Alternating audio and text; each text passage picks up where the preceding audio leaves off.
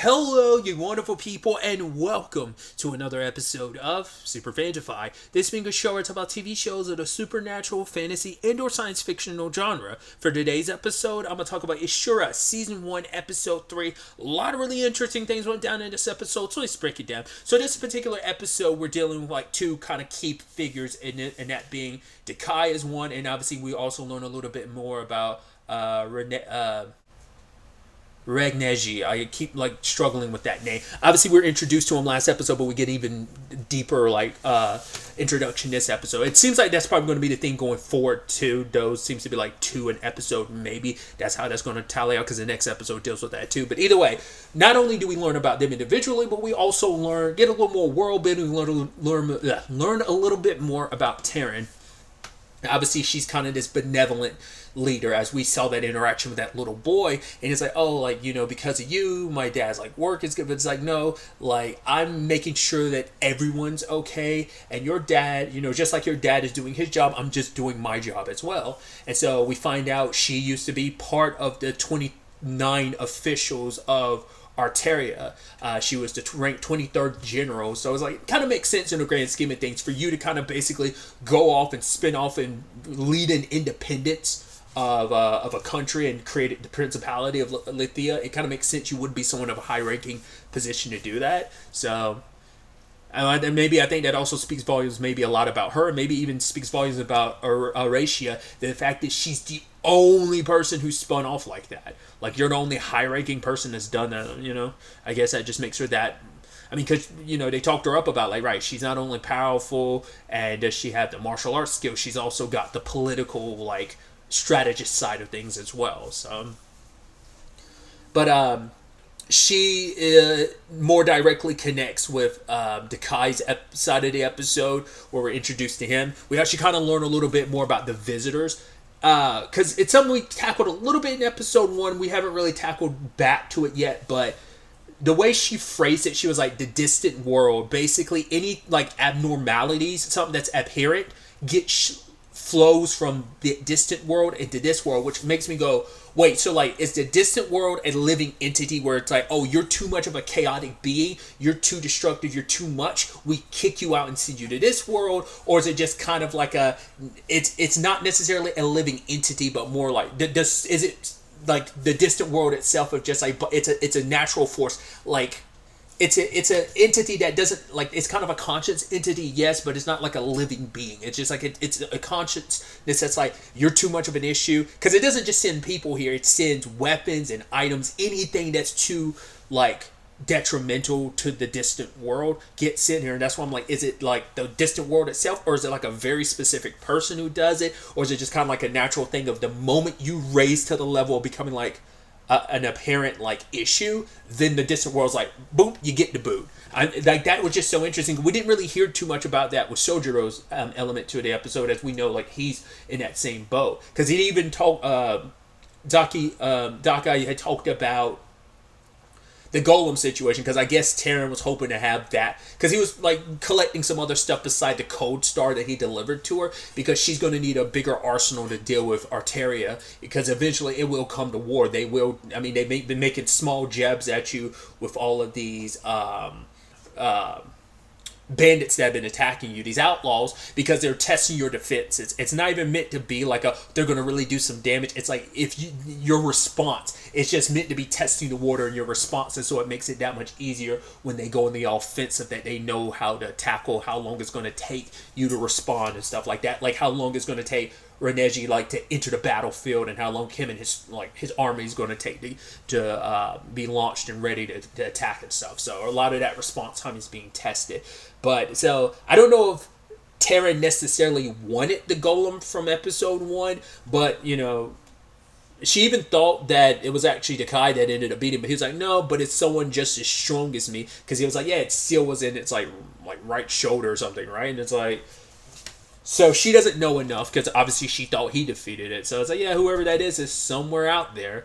So I thought that was so interesting. It does make you wonder how he would have fared again, because as we kind of see his skills later on, it's like we haven't seen a show of pure strength, but like I said, we showcase that any and everything from the distant world, if it comes into this world, they're monsters. Because we saw that Sojiro is a monster. We see that Dakai is a monster, like on a different scale. Like, I mean, Sojiro's super fast, as we can saw, like how like quickly he tore across like the city on his bare feet. But like Dakai is like slippery, and like he's like his eyes darting around, like his enhanced senses. I don't know, like he probably would outpace Sojiro in that, because I think Sojiro hasn't beat like pure raw strength and speed, maybe, but like Dakai, it's like it seems like he's the type that's kind of easily able to analyze the situation around him. Makes you also wonder like how would he fare against Terran, because like would Terran even be able to fare well against monsters like Sojiro,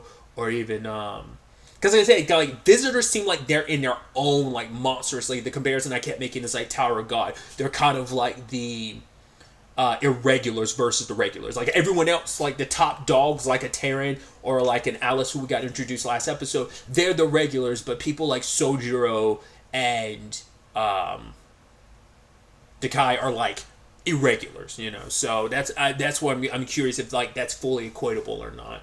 But yeah, like, and also like how like he has that smart, like he has that like anime archetype that you're like, oh yeah, like God, who's someone? He kind of gave me like, he reminds me of, is it Gin or Jin? It's been a hot minute. I think it'd be pronounced. I think it's Gin from Bleach. Like, you know, that like that smiley, like you kind of have your eyes closed sometimes and you have that devilish smile. He kind of gives me those same vibes that like Gin from Bleach did. Like I said, I don't think it's Jin. It might be Jin, but like I think it's Gin. But either way, kind of reminds me of him. He's kind of got that energy about him. Like I said, he's kind of got that archetype, and he's just as scary. The way he was just like able to track down the people that are meeting, trying to they snuck into the city. It's like, right, those outlaws weren't even really meant to do anything other than act as a distraction while you snuck in pretending to be victims of people who were attacked by outlaws. So you were sent in to be spies, and he quickly figures out, okay, there's like 4 shooters, and then there's like 3 more with them, just kind of in standby. And I also, it took a little minute, because I had to rewind to notice. I was like, wait, is he barefoot? It's like, yeah, he is. But he, like I said, he's quick, he's agile, he's very quick at like surveying his surroundings. Like it seems like particularly like his enhancement ends up being like his quickness, but also like his eyes, because it seems like he has like enhanced vision. Because we did see almost like a thermal view, so I guess like entire like his eyes don't just allow him to like quickly absorb information like by darting him around, but also like it seems like he has other ocular elements to him. So we only saw the thermal vision, so I don't think that was tech based. I think that might just naturally be him, but maybe there's a little bit more tech or more arts to that. I don't know. It didn't seem like he was using any form of arts to do that. It just seemed like that was just naturally him. Either way, tore through these guys like it was nothing, deflecting bullets. Like I said, the guy is insane. And even that, he like those like just the last 2 guys he kills, and the guy, he's like, okay, we surrender. Hey, this guy, and before you can even say anything, finished, chopped off the guy's head. It's like, oh no, I know what you're doing, because I've seen this tactic done before. You're trying to waste enough time for anyone that's up there to come down here and back you up. It's like, no. So I already dealt with him, and the last guy's like, okay, I surrender. Please have mercy on me like a swordsman. The moment he said that, I was like, well, sadly, he told Terran earlier in the episode he's not a swordsman, and he didn't just kill the guy. He sliced and diced him in an instant, and he's like, yeah, I'm not a swordsman. I'm a bandit. So he got the information he needed to, because it turns out like there was like a written document with all the proof he needed, but it's in Braille, which ties in, interestingly enough, with like Kurt and Regnejee's story. Which part of me was like, well, since we introduced the Braille on that side of things, it's like, does that mean Kurt is an insider? Which is interesting, too, considering she said, like, oh, my mom is the monarch. It's like, well, they haven't really... We know Terran leads the group, so that's why I'm like, is she supposed to be Terran's adopted child? Because they're not blood related. So I'm wondering, does that play a role in that? Like, or... The fact this is specifically, the message was written in Braille because it was like bumpy like Braille, and when we get introduced to Kurt, she's reading Braille and like trying to write. So I'm like, is that kind of implying like she might be behind it?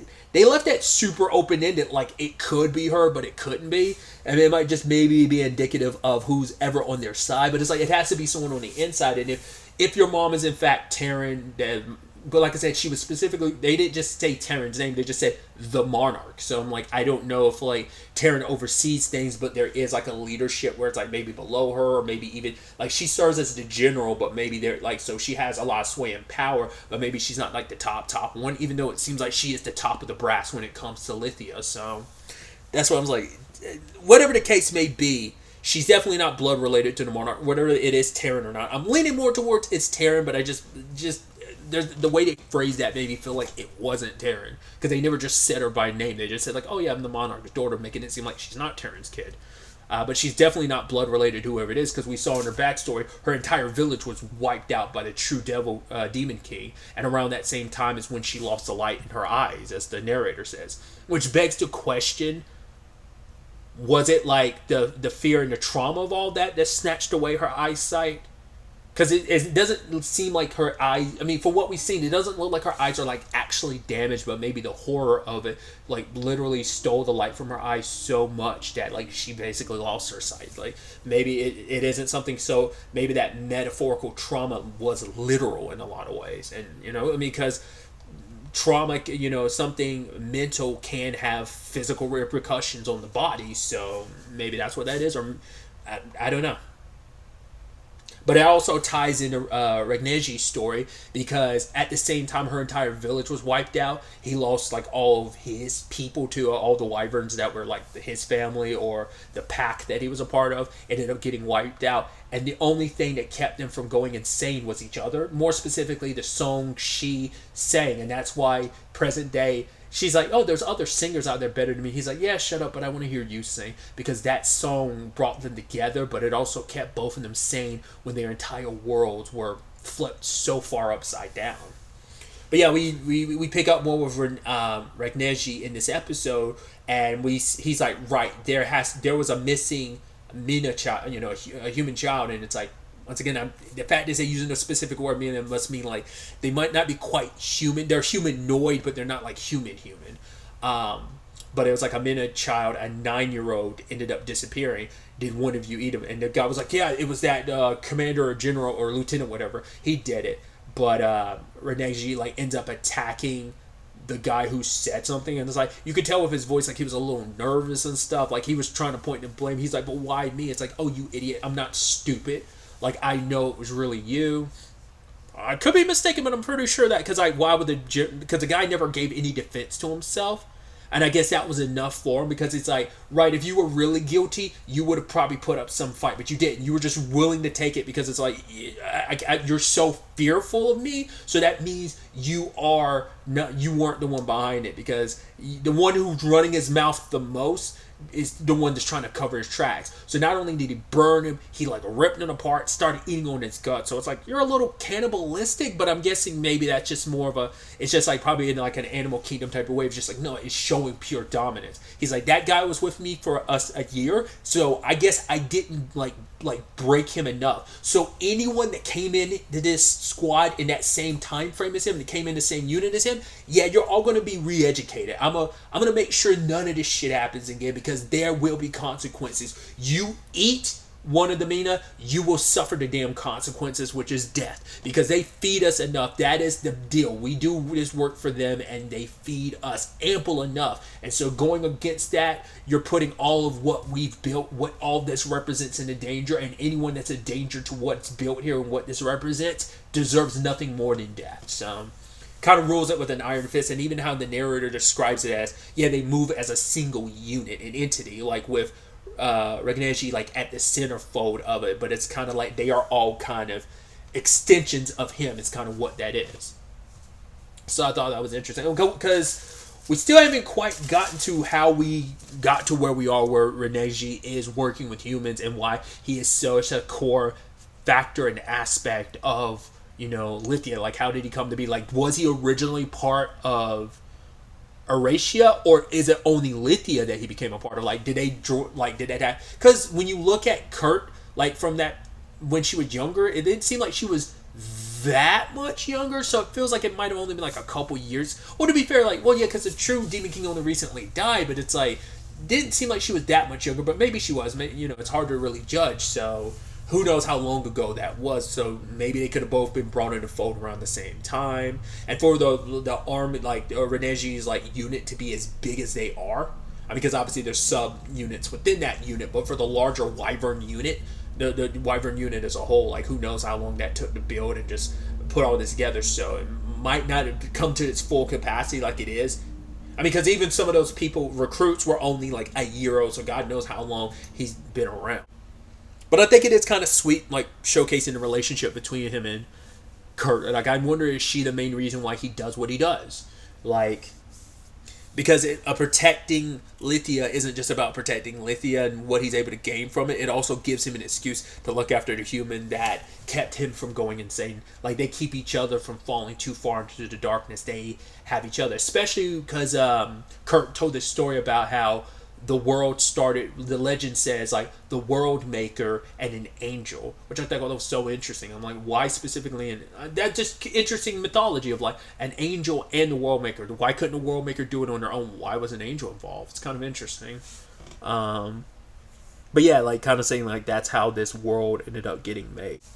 Some nice and interesting introductions. Really quickly before I move away, though, I was just thinking, because Regnejee was kind of making a point of like, I've stuck around and I'm going to see this through. Because I don't know if that's because we saw they look teal colored like Alice. So the person that flew away, I'm like, I don't know if that's because Alice is on his own.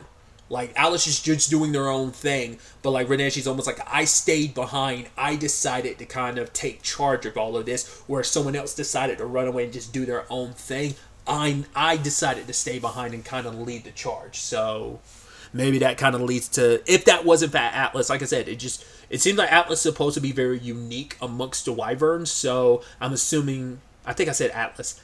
Alice, I keep doing it. I want to say Atlas instead of Alice, because it's like, it's ALUS, but I think of like Atlas, like the video game company who does like the Shin Megami Tensei games and Persona, because it's like, yeah, it's just like you add in a T, it's the same thing, so like that's why it just kind of messes my head a little bit. Wasn't there also like a Greek god or something? Isn't a Greek god who holds up the world Atlas too? But it's like obviously spelled different. It's like ATLAS, I think. Either way, tangents and all that aside, I think that's why I keep like stumbling on Alice, but because I want to auto credit it to like Atlas in my head. But yeah, like he's the only one we've really seen so far that's had that, like I said, that teal color to them.